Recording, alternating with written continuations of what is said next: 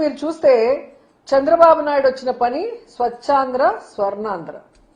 ఈ రాష్ట్రాన్ని స్వచ్ఛాంధ్ర స్వర్ణాంధ్ర చేస్తానంటున్నాడు. స్వచ్ఛాంధ్ర స్వర్ణాంధ్ర కాదు, అప్పులాంధ్ర, అరాచకపు ఆంధ్ర, అవినీతి ఆంధ్ర, అలాగే అబద్దాల ఆంధ్రగా మార్చేశాడు. కానీ ఎక్కడా కూడా స్వచ్ఛాంధ్ర గాని స్వర్ణాంధ్ర చేసే దిశగా ఆయన ఈ రోజు వరకు కూడా పని చేయలేదు. అండ్ ముఖ్యంగా నగిరిలో వీళ్ళు ఒక కార్యక్రమం పెట్టారు. చంద్రబాబు నాయుడు 4 సార్లు ముఖ్యమంత్రి అయ్యాడు, కానీ ఈ 4 సార్లు ఆయన ముఖ్యమంత్రిగా ఉన్నప్పుడు ఒక్కటంటే ఒక్కటి కూడా చెప్పుకోవడానికి ఏ పని చేయలేదు.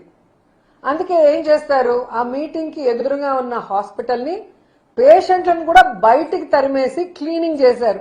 అక్కడ వచ్చి ఆయన చెత్త ఊడుస్తాడని. మళ్ళీ ఆయనకు తెలుసుంటుంది ఈ నగిరి నియోజకవర్గంలో చంద్రబాబు నాయుడు ఏమీ చేయలేదు. వాళ్ళు ఎక్కడైతే కార్యక్రమం పెట్టారో 100 బెడెడ్ హాస్పిటల్, అది రాజశేఖర రెడ్డి గారి హయాంలో పునాది వేసుకుంది. జగన్మోహన్ రెడ్డి గారి హయాంలోనే డయాలసిస్ సెంటర్ తో పాటు అన్ని ఫెసిలిటీస్ ని కూడా ఆ హాస్పిటల్ కి ఇవ్వటం జరిగింది. అక్కడికి వెళ్తే మనకు అవమానం తప్పదు అనుకొని అటు పక్క పోకుండా మీటింగ్ లోనే కూర్చోవటం మనం అందరూ గమనించాల్సిన విషయం.